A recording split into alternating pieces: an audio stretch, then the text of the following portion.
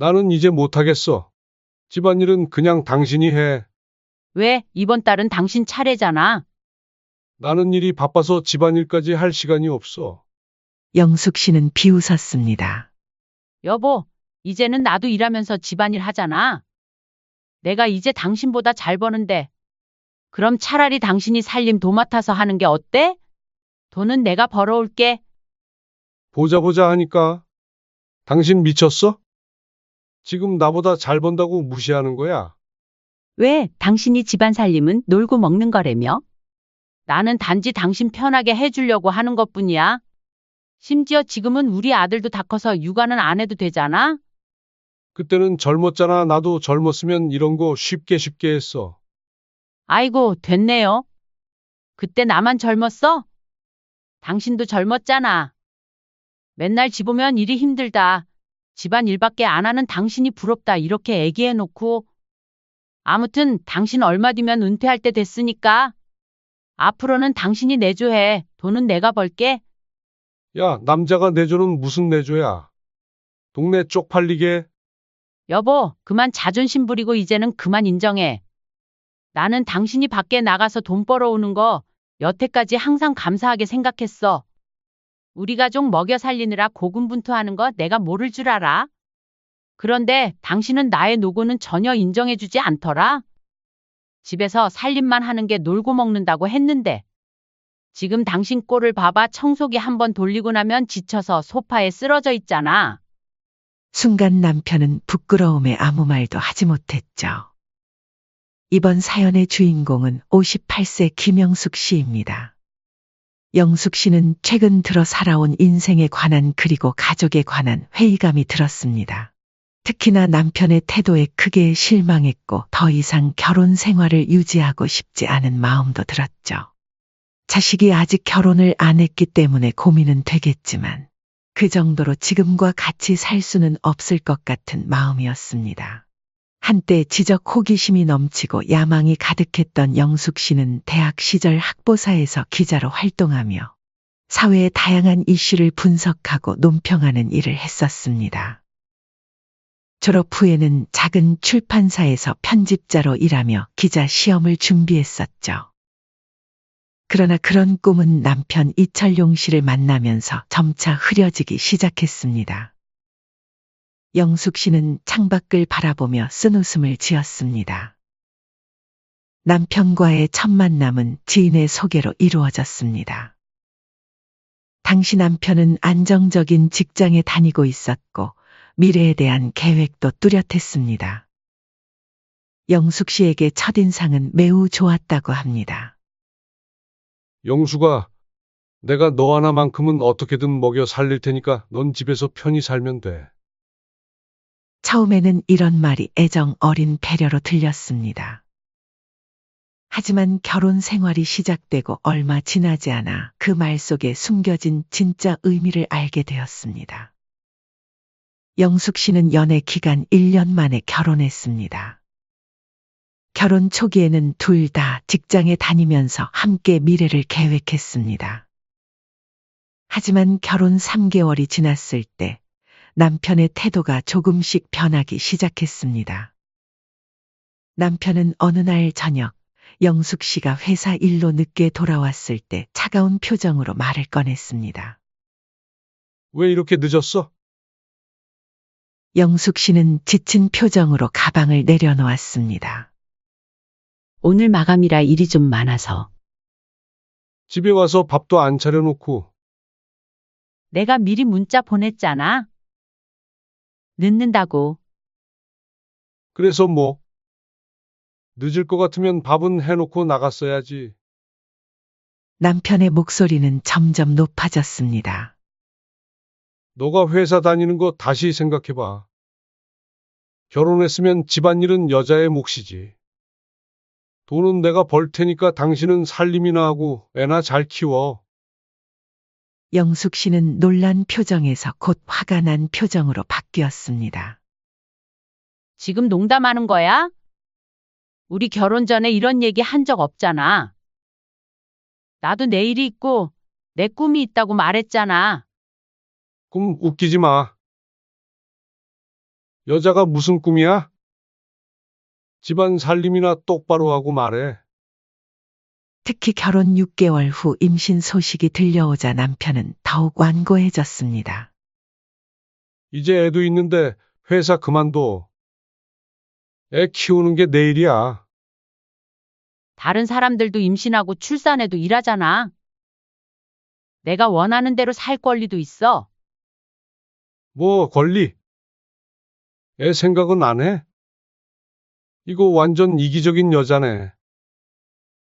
남편의 이런 말들은 영숙 씨에게 깊은 상처를 주었습니다. 하지만 주변 사람들의 임신했을 때는 아이에게 집중해야 한다. 는 조언과 남편의 지속적인 압박에 영숙 씨는 결국 출산을 앞두고 회사를 그만두게 되었죠.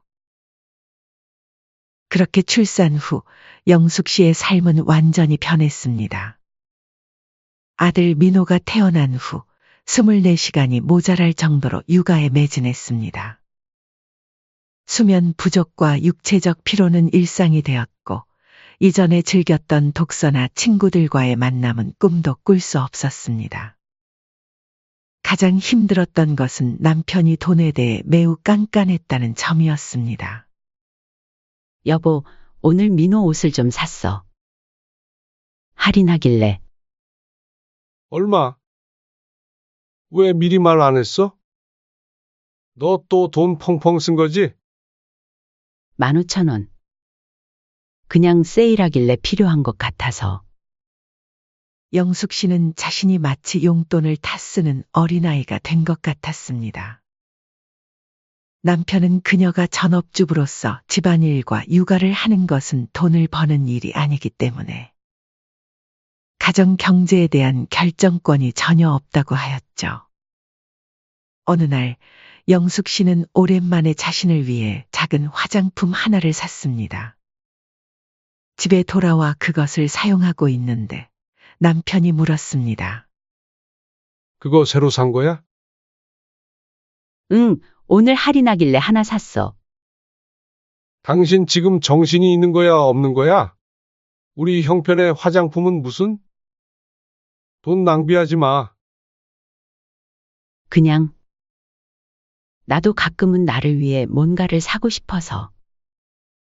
아이고, 철없는 여편네 사고 싶을 때마다 이것저것 사면 어떻게 살림을 꾸려? 맨날 집에서 놀기만 하니까 돈 버는 게 얼마나 힘든지 몰라서 그래. 남편은 영숙 씨가 친구들과 만나거나 외출할 때마다 늦바람 났냐, 뭐하러 나가냐, 돈 얼마나 쓸 거냐는 말로 간섭을 하기도 하였죠. 밖에서 얼마나 돈 쓸 거야? 여기 2만 원 줄 테니까 카드는 가져가지 마. 영숙 씨는 이런 질문에 항상 위축되었습니다.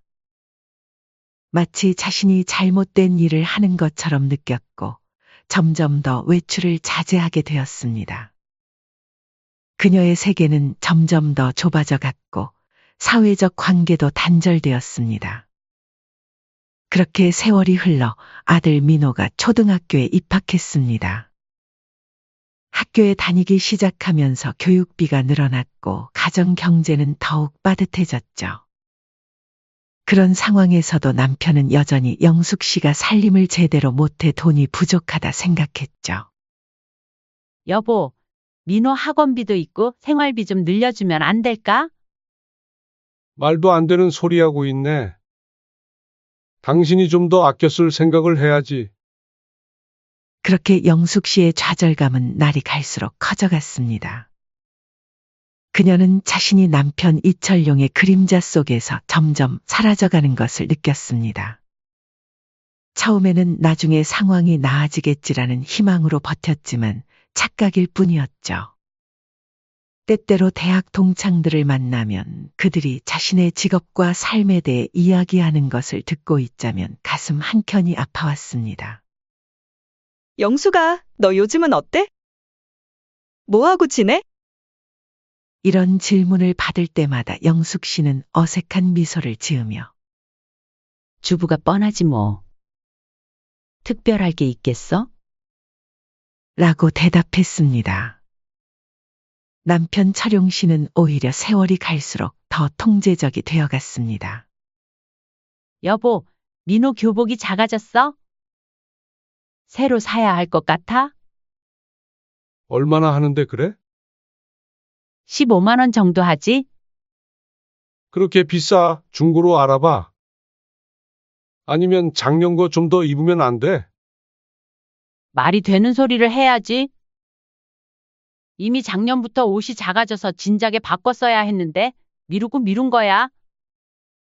그러면 이번 달 생활비에서 아껴서 써. 나 혼자 벌어서 먹여 살리는 게 얼마나 힘든지 알아? 그러던 어느 날 영숙 씨는 아들과 함께 외식을 했습니다. 아들이 시험을 잘 봐서 축하해주고 싶었거든요. 그런데 계산을 하고 나오는 중에 핸드폰이 울렸습니다. 여보세요? 당신 지금 어디야? 철용의 목소리가 날카로웠습니다. 민호랑 밖에 있어? 시험 잘 봐서 저녁 사줬어. 카드 사용 문자가 왔는데 3만 5천 원? 뭘 그렇게 비싼 걸 먹었어? 그냥 짜장면 2개에 탕수육 하나 시켜 먹었어. 그런 거 집에서 해줘도 되잖아. 왜 꼭 밖에 나가서 돈을 써? 내가 돈 버는 게 얼마나 힘든지 알기나 해. 너는 집에서 편하게 있으면서 내 돈만 펑펑 쓰고. 전화가 끊겼고 영숙 씨는 창피함에 얼굴이 붉어졌습니다. 옆에 있던 아들 민호가 눈치를 채고 물었습니다. 엄마, 아빠가 화났어요? 아니, 그냥 걱정하시는 거야? 영숙 씨는 마치 큰 잘못이라도 한 기분이 들었습니다. 항상 무엇을 먹었는지, 왜 그렇게 비싼 것을 시켰는지, 할인은 없었는지까지 일일이 보고해야 했죠. 평생 자신을 위해서 돈을 써본 적이 없었습니다. 늘 가족을 위해, 집을 위해, 아이를 위해서만 썼죠. 그런데도 어느 날 카페에서 커피 한 잔을 마시고 들어왔을 때 남편은 이상한 눈빛으로 물었습니다. 오늘 카페에 갔었어. 응, 잠깐 들렀어. 왜? 4,500원짜리 커피를 마셨네. 그냥 잠깐 쉬고 싶어서. 요즘 살만한가 봐. 집에서 커피 마시면 되는 거지 밖에서 사 먹을 필요가 뭐 있어? 내가 그렇게 사치를 하니까 살림이 안 되는 거야. 영숙 씨는 어이가 없었습니다. 사치라고? 커피 한 잔이 어떻게 사치야? 나도 가끔은 밖에서 쉬고 싶을 때가 있어.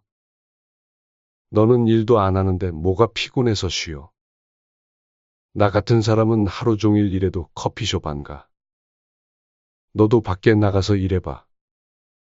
돈 버는 게 얼마나 힘든지 알게 될 거야. 나도 이래. 집안일은 일도 아니야? 너는 내가 뭘 하는지 관심도 없지?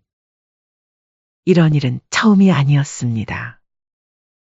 예전에 오랜만에 대학 동창들을 만나서 점심을 먹었을 때도 비슷한 일이 있었죠. 25,000원짜리 정도 음식값이 나왔는데 집에 돌아와서 남편에게 그 이야기를 했더니 얼굴이 불그락푸르락해지면서 마치 영숙 씨를 사치하는 여자로 몰아갔죠. 정말 한심하다. 내가 벌어오는 돈으로 호의호식하면서 고마워할 줄도 모르네.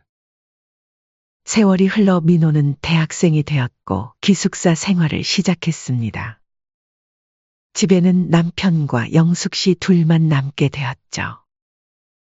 점점 더 정적만 감도는 집안에서 영숙은 자신의 존재감이 사라져가는 것을 느꼈습니다. 철용 씨는 퇴근 후 TV만 보거나 핸드폰만 들여다보며 대화를 거의 하지 않았습니다. 가끔씩 남편에게 힘들다는 말을 할 때는 어김없이 화를 냈죠. 집안일이 뭐가 그렇게 힘들어? 그냥 밥 차리고 빨래하고 청소하면 되는 거 아냐? 요즘은 빨래도 세탁기가 해주고 청소도 청소기가 알아서 해주는데 내가 너였으면 남편한테 매일 절하면서 지냈을 거야. 당신은 집안일에 대해서 몰라도 너무 몰라. 하루 종일 집안일에도 끝이 없어. 그리고 당신은 퇴근하면 쉬지만 나는 24시간 일해. 웃기지 마. 내가 뭘 안다고 그런 소리를 해? 밖에 나가서 돈 벌어봐. 그때 가서 누가 더 힘든지 알게 될 거야. 이뿐만이 아니었죠. 어느 날은 평소처럼 남편의 저녁을 차려주고 기다리고 있었는데 남편이 퇴근하고 들어오자마자 식탁에 앉아 밥을 한 숟가락 떠먹더니 인상을 찌푸렸습니다. 오늘 반찬이 이게 뭐야? 맛이 없네. 영숙 씨는 그 말에 가슴이 철렁 내려앉았습니다. 30년 동안 매일 차려준 밥상인데 고맙다는 말 한마디 없이 항상 불평만 했습니다. 맛이 없다고. 평소와 똑같이 했는데? 아니, 뭔가 싱겁고. 국이라도 좀 다시 끓여봐. 간도 제대로 못 맞추나? 남편은 TV를 보며 밥을 먹었고 영숙 씨는 묵묵히 그를 바라봤습니다. 항상 그녀의 노력은 당연한 것이고 칭찬은 없고 불만만 가득했습니다. 영숙 씨의 불만과 좌절감은 이제 거의 폭발 직전이었습니다.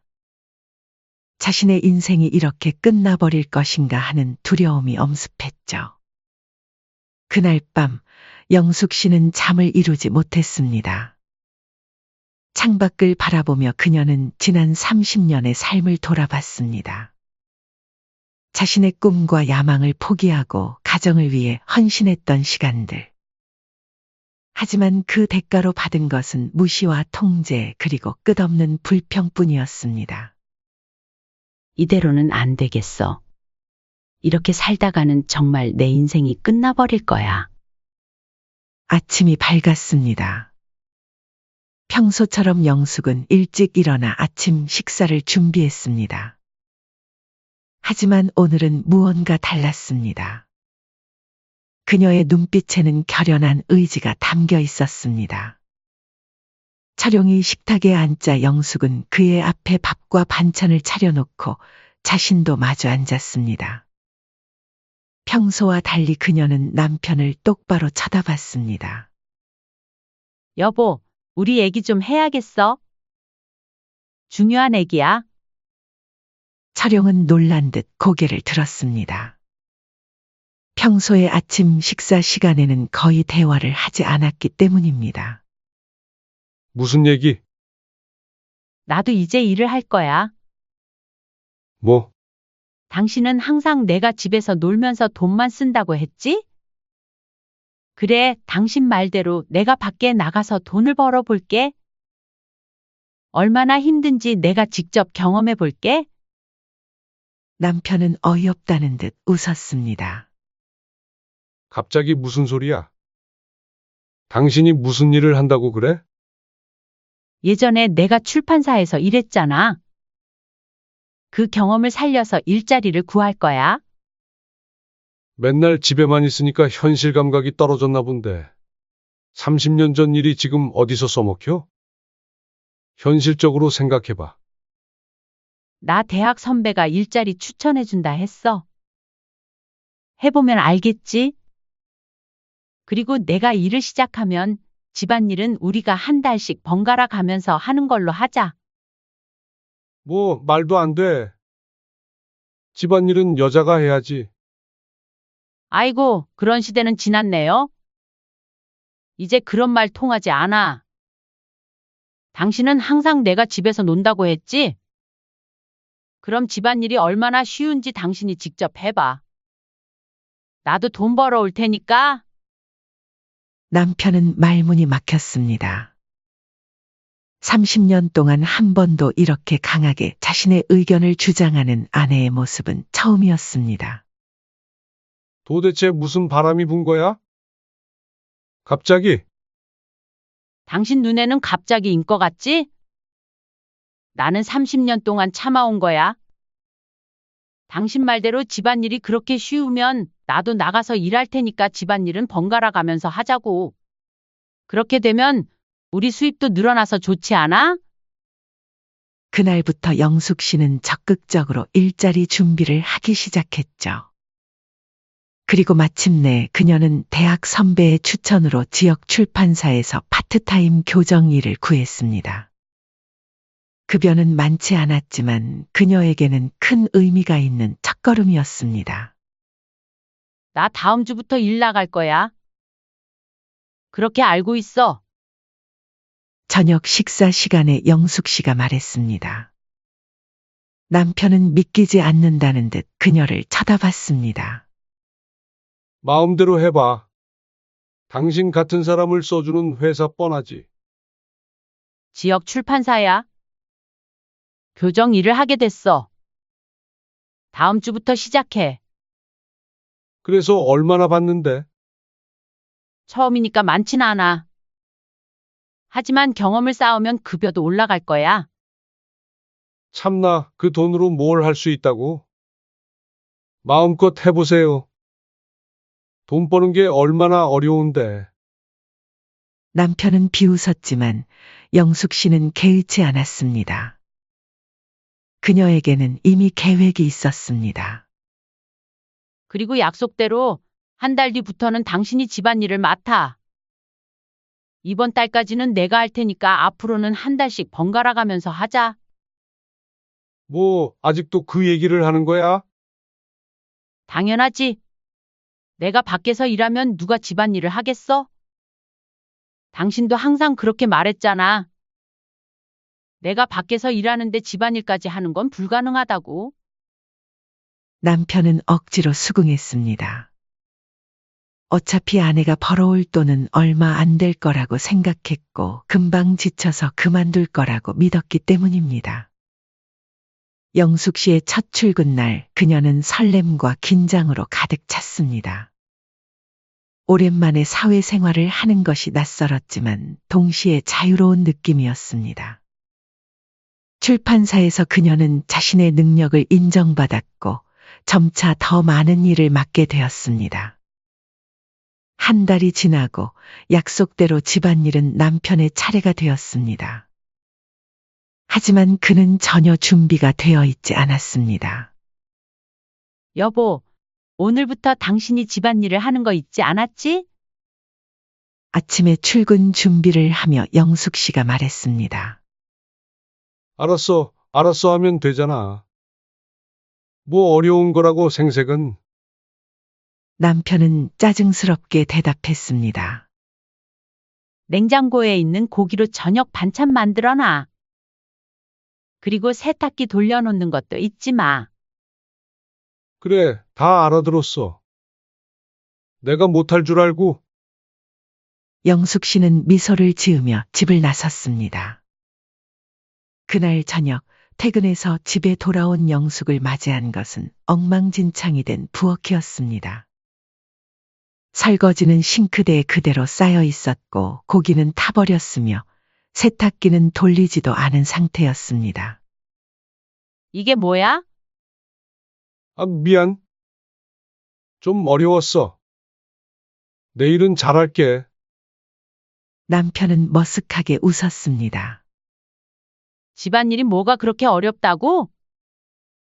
그냥 음식 만들고 세탁기 돌리고 청소하면 되는 거 아니야? 영숙 씨는 철용이 항상 자신에게 했던 말을 그대로 돌려주었습니다. 어디선가 들어본 아내의 말에 남편은 말문이 막혔습니다. 다음 날도 그 다음 날도 비슷했습니다. 철용은 집안일의 기본도 제대로 하지 못했고 매번 변명을 늘어놓았습니다. 왜 이렇게 먼지가 쌓여 있어? 청소 안 했어? 했어. 근데 구석구석까지는 못했나 봐. 여기 봐봐, 이 셔츠 주름이 그대로야. 다림질 제대로 안 한 거야? 아, 그게 다림질이 생각보다 어렵더라고. 남편은 점점 더 짜증을 내기 시작했습니다. 하지만 영숙 씨는 전혀 개의치 않았습니다. 그동안 자신이 느꼈던 좌절감을 이제는 남편이 느끼고 있다는 사실이 어쩐지 통쾌했습니다. 한편 영숙 씨의 회사 생활은 날로 향상되고 있었습니다. 그녀의 꼼꼼함과 책임감은 상사에게 인정받았고 금세 정규직 제안을 받았습니다.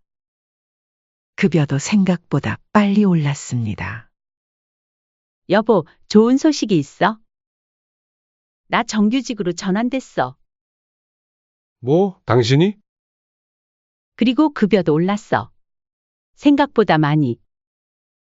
남편은 놀란 표정을 감추지 못했습니다. 그는 아내가 이렇게 빨리 적응하고 인정받을 거라고 예상하지 못했습니다. 얼마나 받는데? 월 280만 원. 그게 가능해? 남편의 월급은 360만 원 정도였습니다. 아내가 이렇게 금방 자신과 비슷한 수준의 급여를 받게 될 줄은 상상도 못했습니다. 하지만 남편의 집안일 실력은 시간이 지나도 나아지지 않았습니다. 오히려 더 짜증을 내고 핑계를 대기 시작했습니다. 나는 이제 못하겠어. 집안일은 그냥 당신이 해. 왜? 이번 달은 당신 차례했잖아. 나는 일이 바빠서 집안일까지 할 시간이 없어. 영숙 씨는 비웃었습니다. 여보, 이제는 나도 일하면서 집안일 하잖아. 그리고 당신은 집안이라는 건 집에서 논다고 생각했지 않았어? 이제 알겠지?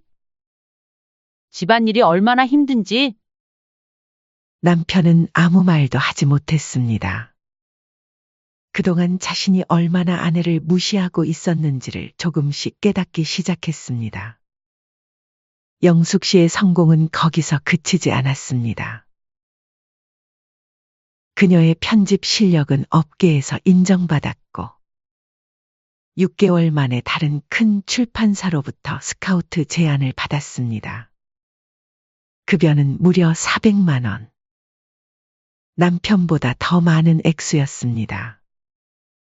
여보, 나 이직해. 그럼 그렇지 잘렸어? 어디로 가는데? 아니야, 스카우트 제의 받아서 더 큰 출판사로 가는 거야. 급여도 많이 올라. 얼마 정도 받는데? 400만 원. 성과급까지 하면 더 받을 수 있고. 내가 젊은 애들에 비해 뒤처지진 않나 봐? 다행이지 뭐야? 남편의 얼굴이 하얗게 변했습니다. 그는 아내가 자신보다 더 많은 돈을 벌게 될 줄은 꿈에도 생각하지 못했습니다. 이제 가정 내 역할이 완전히 바뀌었습니다. 영숙 씨는 더 이상 남편에게 생활비를 받지 않았고, 오히려 자신의 수입으로 가족의 생활을 더 풍요롭게 만들었습니다.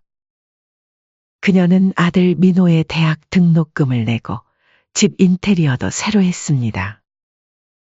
무엇보다 통쾌했던 것은 이제 그녀가 돈에 대한 결정권을 가지게 된 것이었습니다. 여보, 이번에 내가 번 보너스로 우리 둘이 여행 한번 갈까? 그래, 좋지.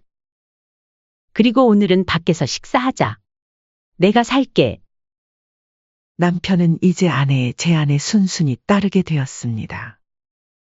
그동안 자신이 얼마나 독단적으로 행동했는지를 뼈저리게 느끼고 있었습니다. 여보, 내가 이제 당신보다 잘 버는데. 이제는 당신이 살림 도맡아서 하는 게 어때? 돈은 내가 벌어올게. 보자 하니까. 당신 미쳤어? 지금 나보다 잘 번다고 무시하는 거야? 왜? 당신이 집안 살림은 놀고 먹는 거라며? 나는 단지 당신 편하게 해주려고 하는 것뿐이야. 심지어 지금은 우리 아들도 다 커서 육아는 안 해도 되잖아? 그때는 젊었잖아. 나도 젊었으면 이런 거 쉽게 했어. 아이고, 됐네요. 그때 나만 젊었어? 당신도 젊었잖아. 맨날 집 오면 일이 힘들다. 집안 일밖에 안 하는 당신이 부럽다. 이렇게 얘기해놓고 아무튼 당신 얼마 뒤면 은퇴할 때 됐으니까 앞으로는 당신이 내조해. 돈은 내가 벌게. 요즘 돈 번다고 눈에 보이는 게 없나 보네. 야, 남자가 내조는 무슨 내조야? 동네 쪽팔리게. 여보, 그만 자존심 부리고 이제는 그만 인정해. 나는 당신이 밖에 나가서 돈 벌어오는 거 여태까지 항상 감사하게 생각했어. 우리 가족 먹여 살리느라 고군분투하는 거 내가 모를 줄 알아? 그런데 당신은 나의 노고는 전혀 인정해주지 않더라? 집에서 살림만 하는 게 놀고 먹는다고 했는데. 지금 당신 꼴을 봐봐. 청소기 한번 돌리고 나면 지쳐서 소파에 쓰러져 있잖아. 그 순간 남편은 부끄러움을 느꼈습니다. 남편이 막상 집안일을 해보니 하루만 청소를 안 해도 먼지가 돌아다니고 빨래가 쌓이는 것을 해보기 전까지는 몰랐었죠. 이제 알겠어? 각자의 역할이 있는 거고 각자의 어려움이 있는 거야. 서로 보듬어주면서 존중해줘야지. 그렇게 남편은 아무 말도 못한 채 헛기침만 하고 방에 들어갔습니다. 영숙의 경제적 독립은 그녀에게 큰 자신감을 가져다 주었습니다. 그녀는 더 이상 남편의 그림자 속에서 살지 않았고 자신의 가치를 인정받게 되었습니다. 무엇보다도 그녀는 다시 한번 자신이 사회에 기여할 수 있는 능력 있는 사람이라는 자부심을 되찾았습니다. 세월이 흘러 남편은 정년을 맞이했습니다. 회사에서 퇴직식을 마치고 집으로 돌아오는 길, 그의 마음은 복잡했습니다. 이제 그는 더 이상 가장으로서의 경제적 역할을 할 수 없게 되었고, 집에서 대부분의 시간을 보내게 될 것이었습니다. 축하해, 여보. 오랫동안 수고 많았어. 당신 덕분에 우리 가족이 잘 먹고 잘 살 수 있었어.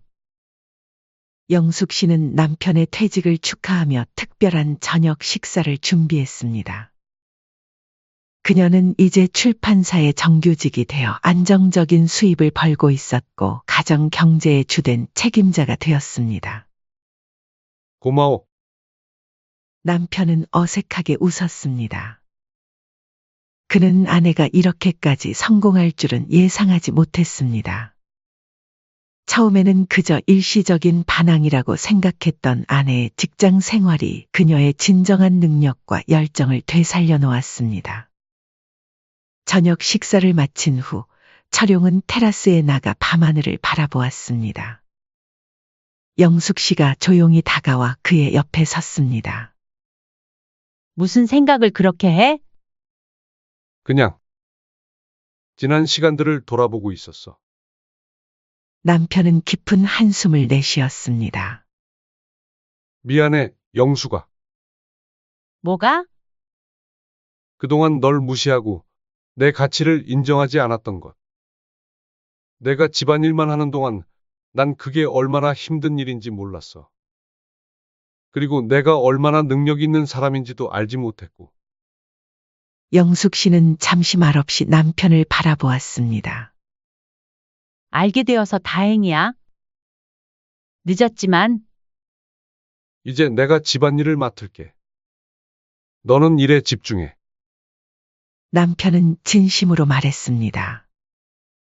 그는 이제야 그동안 자신이 얼마나 독단적이고 이기적이었는지 깨달았고 그것을 바로잡고 싶었습니다. 다음 날부터 남편은 집안일을 맡아 했습니다. 아직도 서툴렀던 남편이지만 점차 요리와 청소, 빨래에 익숙해졌습니다.